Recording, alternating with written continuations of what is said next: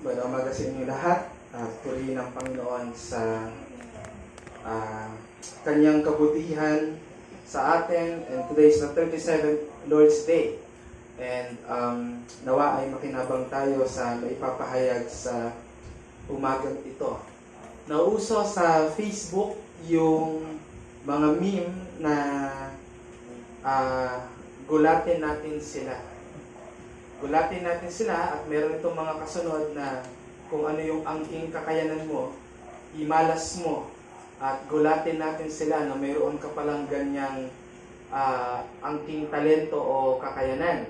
At even among Christians, I can see na madami ang gumagamit ng meme na ito. Well, in fact, isang Christian na nagsabi, ngayong Sunday, gulatin natin sila, huwag kang malate sa church at mag-text ka ng buo.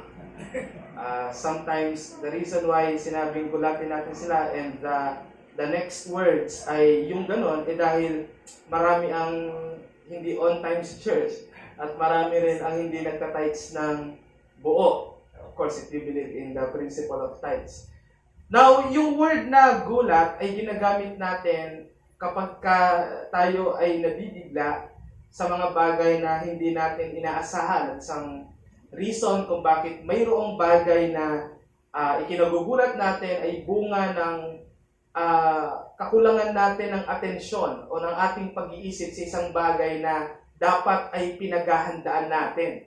Kapag umuulan at bumaha, hindi mo dapat kinakagulat ito, kundi nasa isip mo na pwede itong maganap. So sa kawalan ng atensyon sa isang bagay na nagbibigay na ng hudyat na may paparating, at ikinagulat mo, bunga yan ng isang pag-iisip na walang katinuan. And today we are going to discuss about sobriety or the soberness important to our godliness. So our topic for today is about intoxicated mind, absence of godliness. Ang isang isip na nilason, ang isang isip na lasing. Dahil yung word na sober, ang kabaliktaran niyan ay lasing. Na lasing. Ang ibig sabihin ng sober sa Tagalog ay matino. Makibukas kayo sa akin sa aklat ni Moises na may pangalang Genesis. Ang ating pagbasa ay sa 19th chapter, beginning from verse 30 to 38. This will be our third week of exposing Genesis 19. Genesis chapter 19, verse 30 hanggang verse 38. At babasahin ko po ito sa King James Version, sa English. Kung sabi ng ating Panginoon, ang salita niya, "And Lot went up out of Zoar and dwelt in the mountain, and his 2 daughters with him. For he feared to dwell in Zoar, and he dwelt in a cave, he and his 2 daughters. And the firstborn said unto the younger, Our father is old, and there is not a man in the earth to come in unto us after the manner of all the earth. Come, let us make our father drink wine, and we will lie with him, that we may preserve seed of our father. And they made their father drink wine that night. And the firstborn went in and lay with her father, and he perceived not when she lay down, nor when she arose." So, nilasing siya ng mga anak niya. "And it came to pass on the morrow, or tomorrow, on the next day, that the firstborn said unto the younger, Behold, I lay yesternight," or last night, "with my father. Let us make him drink wine this night also, and go thou in and lie with him, that we may preserve seed of our father. And they made their father drink wine that night also, and the younger arose and lay with him." Sinipingan siya. "And he perceived not when she lay down, nor when she arose. Thus were both the daughters of Lot with child by their father, and the firstborn bare a son, and called his name Moab.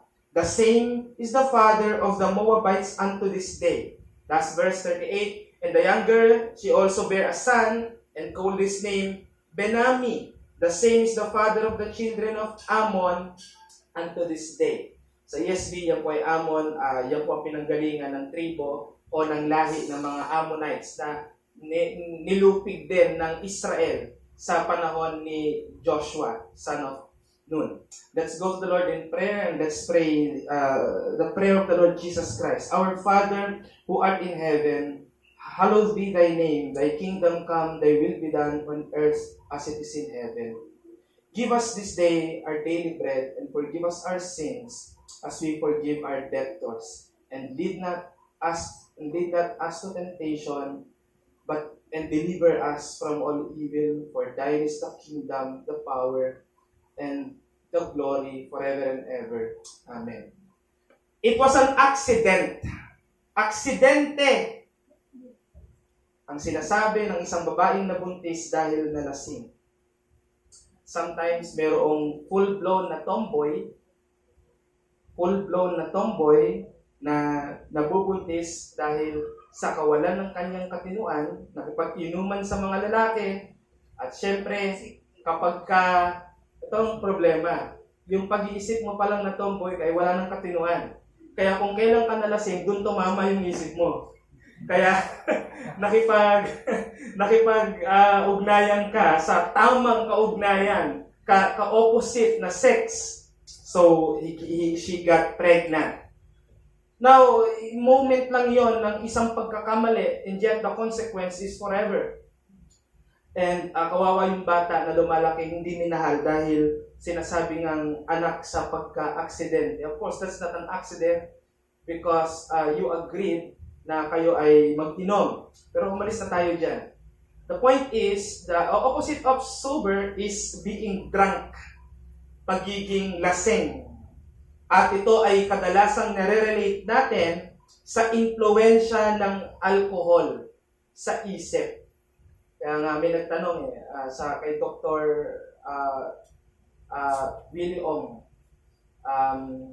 ang pag-inom ba ng alak ay may epekto sa utak? Abay, syempre, yun nga yung unang tinatamaan, di ba? Nawawalan ka ng katinuan sa kahit sinong umiinom. Ewan ko kung kayo po ay makaka-relate, kung kayo ay manginginom o nakaranas uminom, pero kung hindi pa, huwag nyo na lang subukan. Matuto na lang tayo sa nangyaring ito. Pero, being drunk, the consequence of that is having an unclear mind. Malabo ang kaisipan. At ang problema, kung lasing ka lang sa alak, itulog mo lang yan, bukas, wala na. Matino ka na ulit.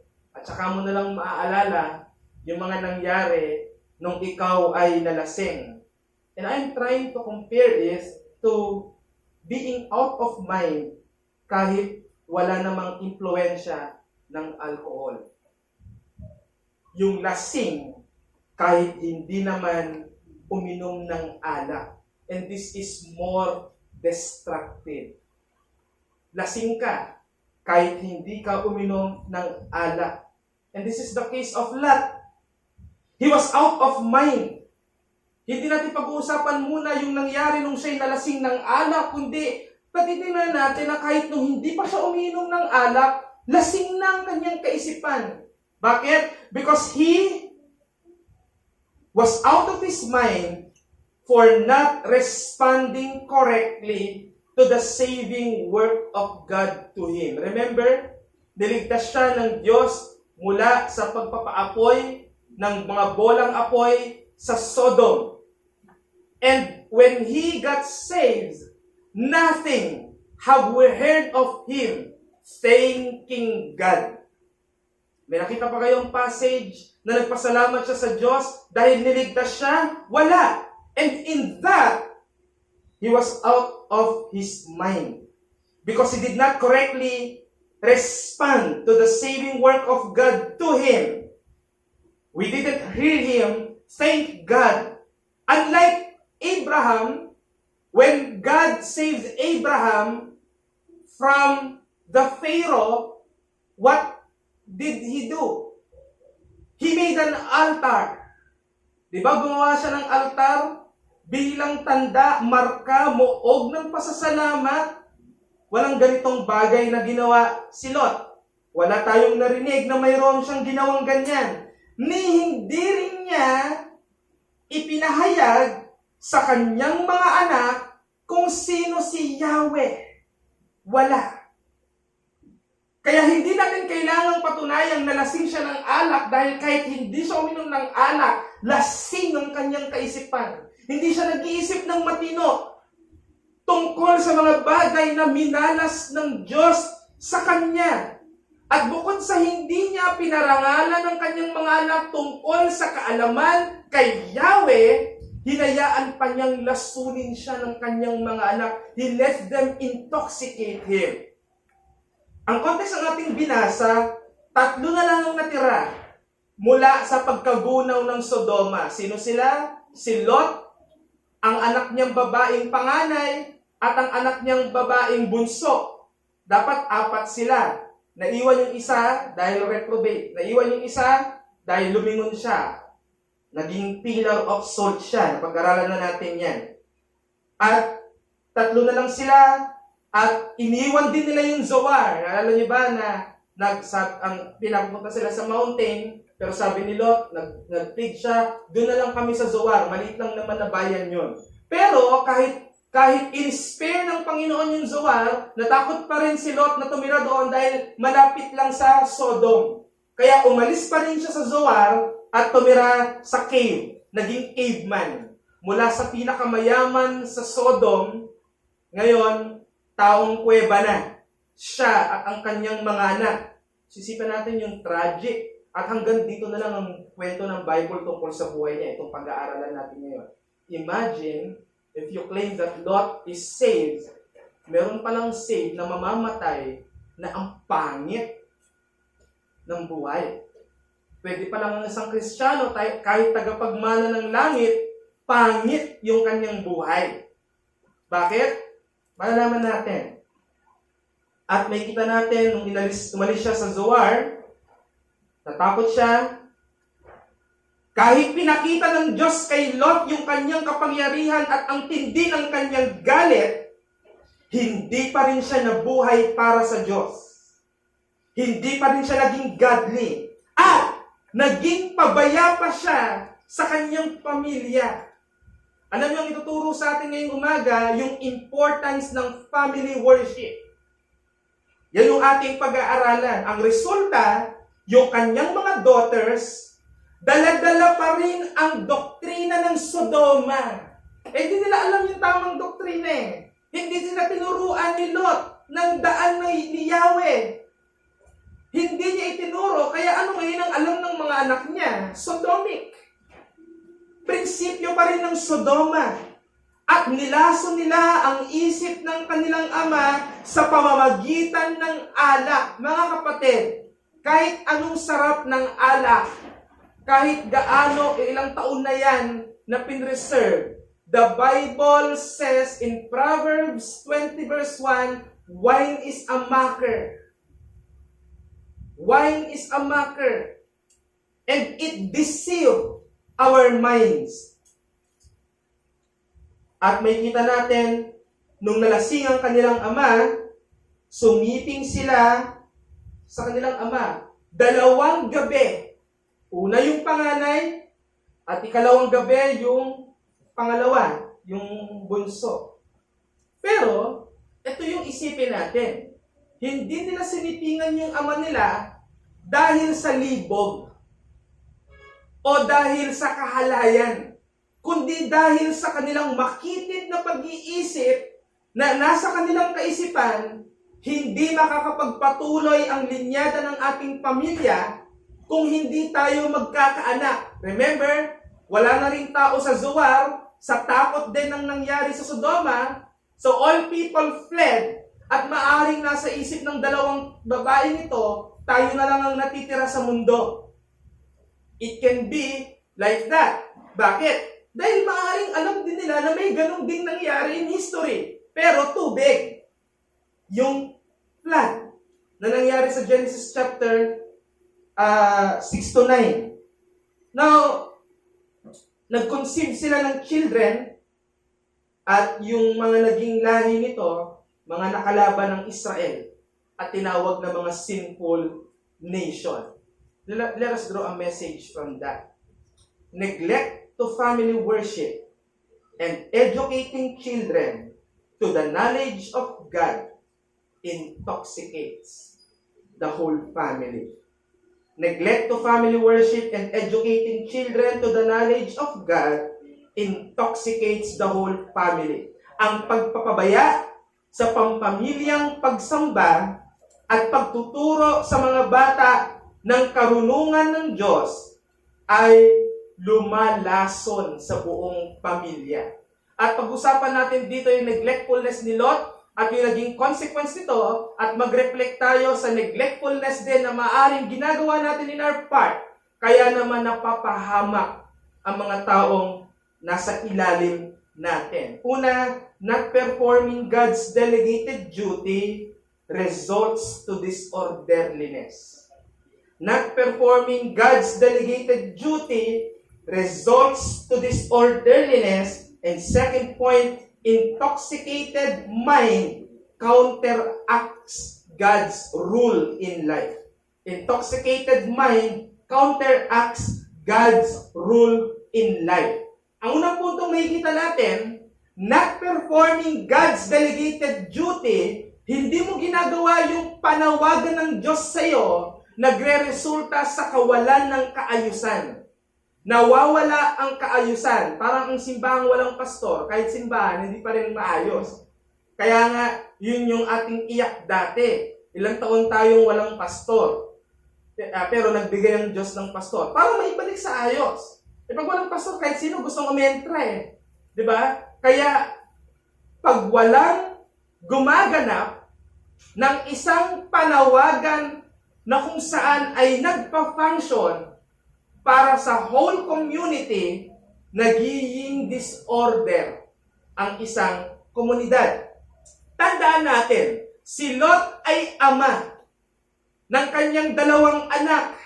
At hindi lang siya basta father. In Puritan thinking, Lot is supposed to be the pastor of his own family. Sa principle ng Puritan, ang bawat ama ay pastor ng kanyang pamilya.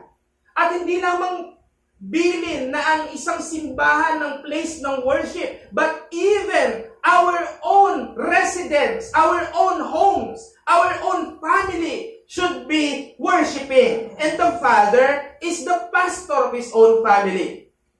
In verse 31, we can see the firstborn was concerned of the perpetuity of their family. Ang nasa isip ng panganay, nako, kailangan magpatuloy ang ating pamilya. Kaya may kita natin doon sa kaisipan ng panganay, nag-iisip siya ng future ng kanilang pamilya, may kita natin na yung panganay ang nag-a-assume ng burden na dapat yung ama, yung bumabalikat. Ang may kita natin dyan, kapag ang isang lalaki, hindi niya pine-perform yung kanyang duty, an illegitimate person assumes the position. Yung hindi nararapat ang umaangkin. At kahit maganda yung intensyon nung panganay ni Lot, may kita natin na dahil hindi naman siya tinawag para dyan, wala rin naman siyang karanasan tungkol sa pagiging mature at ama, bagamat her intention is good, but still, this is disorderly. And out of order, produced a mess outcome. Messy. Tumulong ka pero nakagulo ka lang. Ito yung mga taong sabi nga, bida-bida. Bagamat maganda yung intention, gusto mong tumulong, pero hindi ikaw yung para dyan. Kaya nung ginalaw mo ang isang bagay, nakasira ka lang. Meron ako napanood na tatlong ang trabaho nila, taga-deliver ng salamin ng lamesa. At dahil tatlo sila, merong isang babaeng nasa isip niya, naku, nahihirapan sila. Kaya tinulungan niya, tumulong siya sa pagbubuhat. At nung tumulong siya sa pagbubuhat, at bara-bara yung kanyang pagtulong, nabasag ng buo yung salamin na kanilang binubuhat. Tumulong ka, pero hindi ka nakatulong, nakasira ka. Kaya hindi lahat ng kagustuhang pagtulong ay totoong nakakatulong. Eh, yung babae pag nagsabing, Pastor, tulungan kitang mag-preach, kawawa ka naman, makakasira ka ng simbahan. Bakit? Hindi yan para sa'yo. At ganyan yung posisyon na inangkin ng panganay ni Lot. May kita natin, it became messed. And let's try to imagine ang isang piloto na naiihi at magsisiad. At sasabihin niya sa kanyang flight stewardess, ikaw munang magmaneho. What would you think would happen next? Crash landing. Hindi on you. Diba? On the land. Yun ang mangyayari. Kaya you can see that there will be a messy outcome if an illegitimate person assumes the position that he or she is not supposed to take. At ano ang magagawa ng disorderliness? Disorderliness, firstly, opens an opportunity to evil. Nakakabukas ng pintuan sa kasamaan. Tandaan natin, si Lot ang nakakakilala sa Diyos. Dahil kay Abraham, kilala niya yung Diyos, kaya nga siya umalis sa Ur. Dahil mayroon siyang pananampalataya at pagtitiwala sa Diyos. But the problem is that he did not preach this truth to his children. Hindi niya ipinangaral yung katotohanan na ito sa kanyang mga anak. Therefore, ang alam lang na kultura at kaalaman ng mga anak ni Lot ay sodomic. Kaya it's very important that we teach people the whole counsel of God. Eh, hindi nakakapagtaka na yung mga anak ni Lot ay nag-isip ng incest. Para sa kanila, alam niyo ba yung incest? Pakikipag-sex sa kadugo. Pakikipag-sex sa kapatid, sa ama, sa ina, sa pinsan, hanggang third degree. Yan ay sin of incest. Yan yung ginawa ng mga anak ni Lot sa kanya. Pero ang problema nga, kung bakit yan ang naabot ng kaisipan ng mga anak ni Lot para may pagpatuloy ang linyada ng kanilang generation is because they don't know the truth. Hindi nila alam ang katotohanan. Kaya tingnan nyo, not performing your delegated duty opens an opportunity for evil. Especially when someone else perform the duty where they are not called to do. Hindi naman tinawag para doon. I remember Charles Spurgeon in his lecture to his students, meron siyang estudyante na nagsabi, Pastor, sabi sa akin ng Holy Spirit, ako ang mag-preach mamaya. Sabi ni Charles Spurgeon, walang sinabi sa akin ng Holy Spirit na ikaw. So, not because the mouth confesses that he can do the work, is that he is eligible for the work. Because God has calling, especially in the church. Your desire is not enough. You should be called and recognized by the church. Kaya, when someone else perform the duty where they are not called to do, they are not the authorized people to do, the effect is not only for the usurper, but also for the neglectful. Kaya may nag-assume kasi may nagpabaya. Kaya may nag-angkin ng kapamahalaan dahil may hindi gumanap ng pamamahala. At yan ang naging problema. At bukod dyan, neglect to duty lets illegitimate to rule. Dahil inabandon ni Lot yung place ng pagiging pastor ng kanyang mga anak. Ang kanyang mga anak ay naging usurper ng authority. Usurpation of authority. His children usurp his authority. Ang father o si Lot dapat yung responsable sa tamang direksyon ng kanyang pamilya, pero hindi niya yan ginawa. Hindi niya ginawa bilang ama at hindi niya ginawa bilang nakakakilala sa Diyos. Hindi naman kilala ng anak niya eh. Pinanganak yung mga anak niya sa Sodome. Wala namang preacher doon. Siya na nga lang yung pwedeng maging preacher. Di pa niya ginawa. Kaya anong alam ng anak niya? Hindi mo masisisi ang mga anak nito. Dahil yun ang naiisip nila. Dahil yun yung kultura ng Sodoma. Tandaan niyo mga taga-Sodoma to. Si Lot ang galing sa ibang lupain. Siya ang nakakakilala sa Diyos. Kaya sinasabi ng maraming mga mangangaral din kung minsan, kaya kayo napunta sa impyerno dahil hindi kayo kumilala sa Diyos, pero minsan, hindi mo ipinakilala ang Diyos sa kanila. Hindi natin ginanap yung Great Commission that we preach Christ and Him crucified. So you are part of the blame.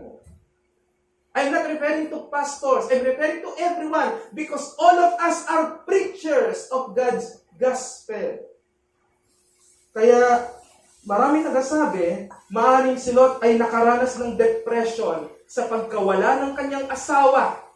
Kaya hindi siya nagpakatatay sa kanyang mga anak. Minsan, ang pagkawala ng mga mahal natin sa buhay, talagang it intoxicates our minds. Paano mo malaman? Pag hindi ka na kumakain, dahil sa lungkot, sa depression, hindi ka na nakaka-carry out ng mga dapat mong gawin. Laging nag-overthink ka sa bagay na nawala sa iyo. At kung minsan, ang nagiging resulta niyan ay lalo mong lasunin ang isip mo dahil maglalasing ka. You are going to take drugs. And even the worst is that you will end your life. It's suicide. But the point is, hindi lamang pala alcohol ang nagpapaalis ng ating katinuan, kundi yung inability to move on. Pag may nawala sa'yo, isipin mong yan ay kapahintulutan ng Diyos. Huwag mong i-chase yung tinanggal na sa'yo ng Diyos. Move on!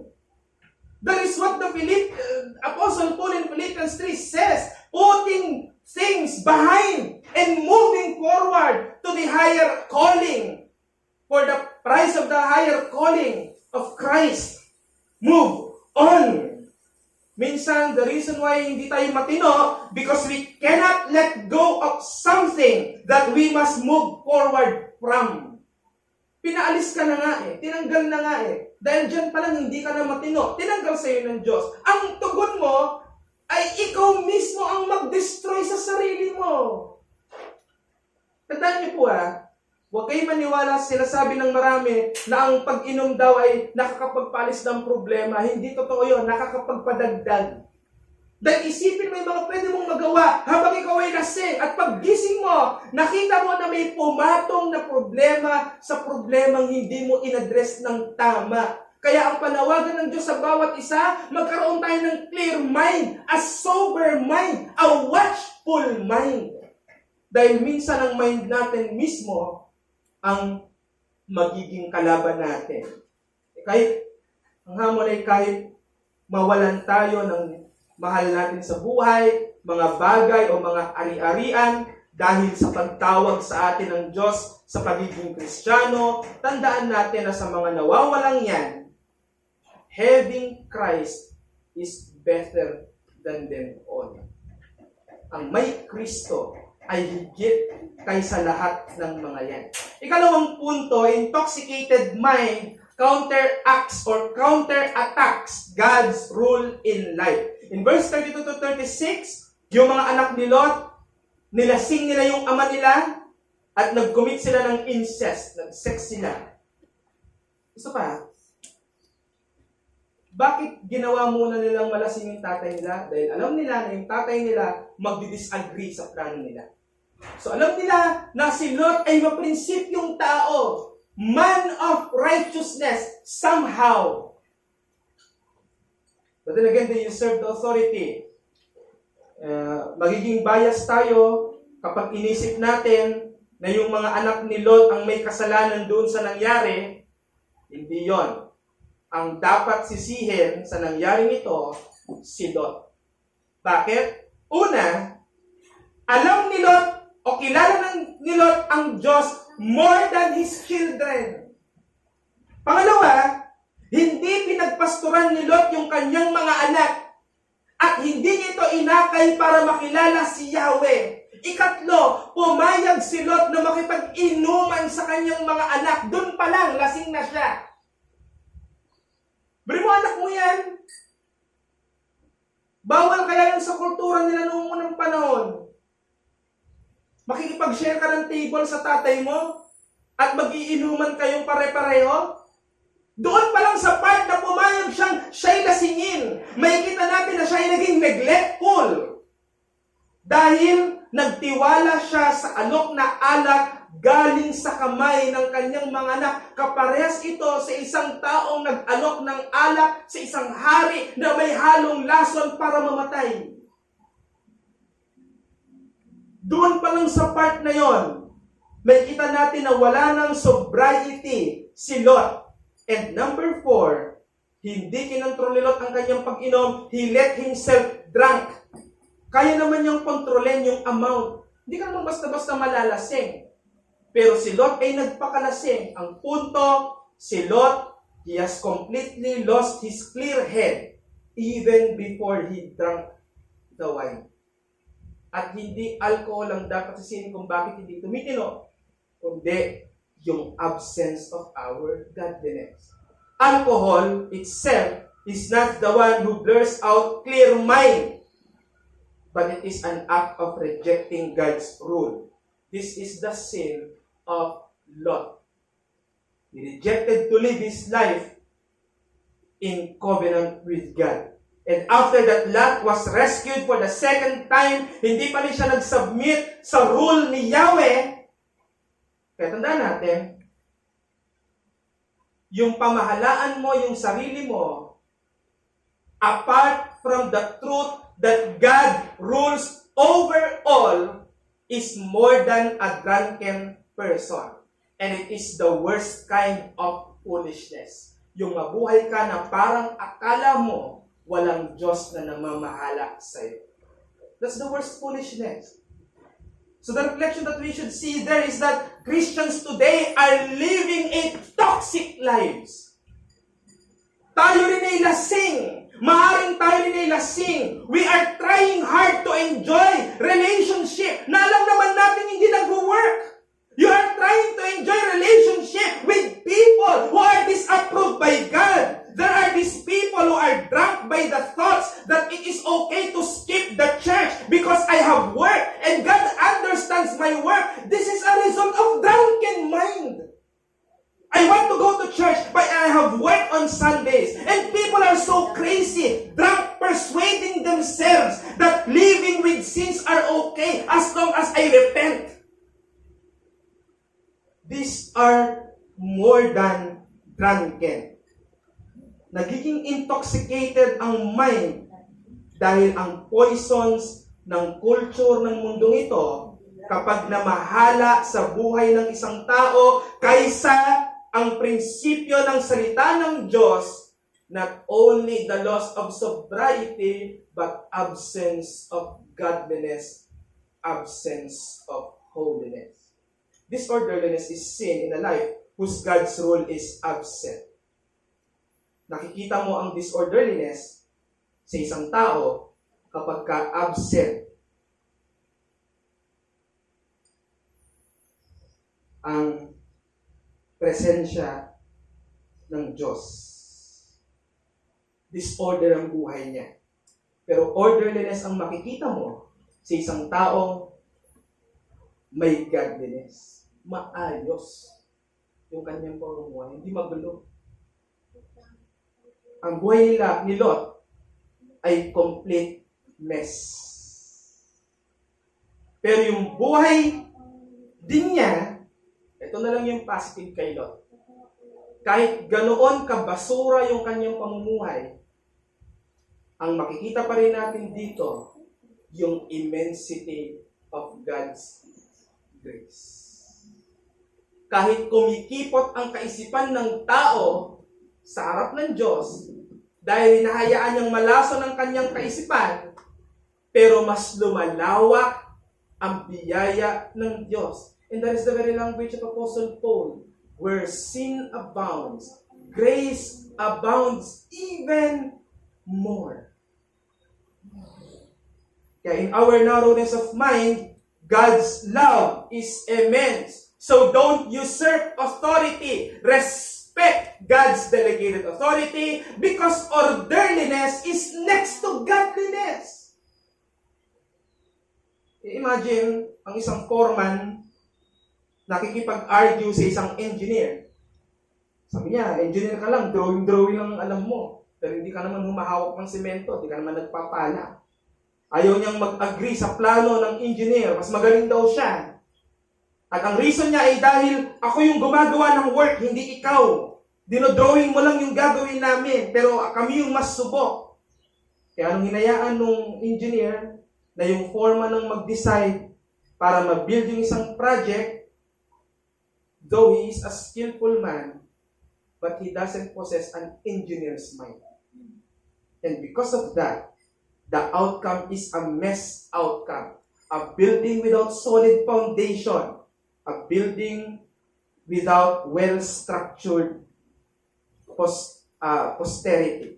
See, when an illegitimate person assumes a work that does not belong to him, the whole unit gets destroyed.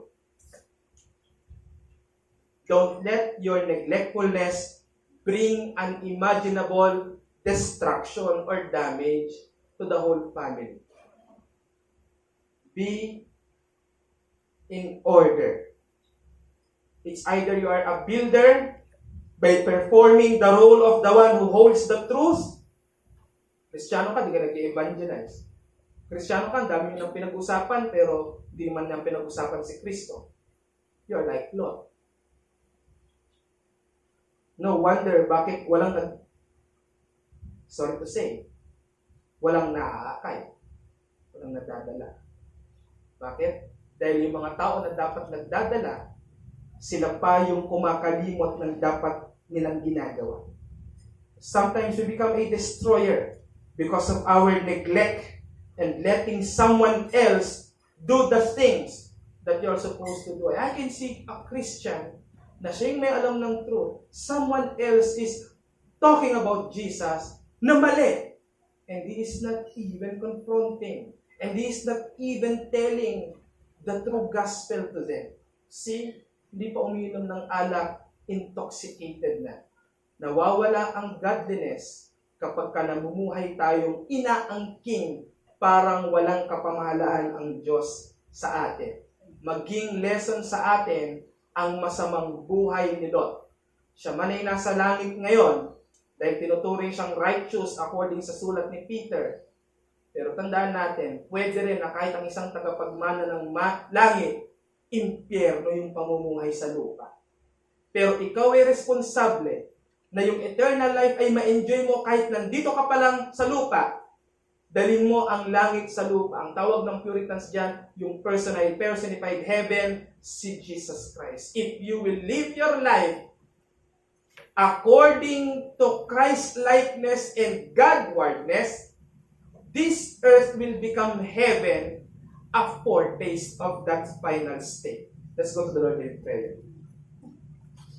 Ama namin Diyos na lumikha ng langit at lupa, sagana ang iyong biyaya at awa kahit pa sa mga taong nag-aangkin na ikaw ay walang kapamahalaan sa kanila. Salamat po sapagkat sa buhay ni Lot ay pinakita mo ang immensity ng iyong awa at habag. Hindi ito nakadepende sa aming mga gawa, kundi nakadepende ito sa mayaman mong biyaya na maluwalhati at nagniningning sa persona ng Panginoong Jesucristo. May we become spectacles of that testimony that in our minds, hearts, and our tongue, we profess only the name of Christ to be the only means and to be the only way of salvation. We pray all these things in the name of Jesus Christ our Lord. And now, the love of the Father, the grace of our Lord Jesus Christ, and the fellowship of the saints be upon us. Amen.